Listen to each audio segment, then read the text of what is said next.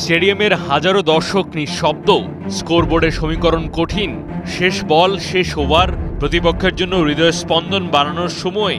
কিন্তু যিনি স্ট্রাইক প্রান্তে, তার মুখে একটু উত্তেজনার ছাপ নেই, চোখে দৃঢ়তা, মাথা ঠান্ডা, যেন জানেন সব কিছু নিয়ন্ত্রণে।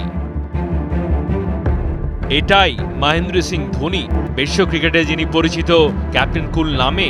চাপের মুহূর্তে কিভাবে এতটা শান্ত থাকেন, কি সেই জাদু মন্ত্র যা তাকে এক অন্য উচ্চতায় নিয়ে গেছে?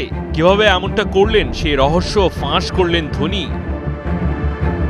আমার মতে জীবনটাকে সহজ রাখুন, নিজের প্রতি সৎ থাকুন, যারা আপনাকে সাহায্য করেছে তাদের প্রতি কৃতজ্ঞ থাকুন।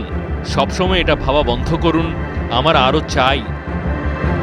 40 পেরিয়ে যাওয়া এই কিংবদন্তি সম্প্রতি এক অনুষ্ঠানে গিয়েছিলেন, সেখানেই অনুপ্রাণিত করেছেন তরুণদের, যারা হতে চান তার মতো, চাপের মুহূর্তে ঠান্ডা মাথা রেখে এগিয়ে যেতে চান সাফল্যের শিখরে।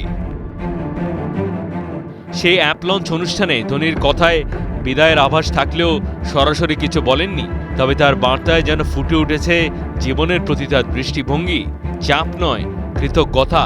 হয়তো এটাই ক্যাপ্টেন কুলের আসল শক্তি, যা তাকে কোটি ভক্তের হৃদয়ে চিরকাল অমর করে রাখবে। সীমান্তের কাঁটাতার ধোনির লেগাসির বার্তা গ্রহণ করতে কখনোই বাধা হবে না। মাহাদি হাসান, ৭১।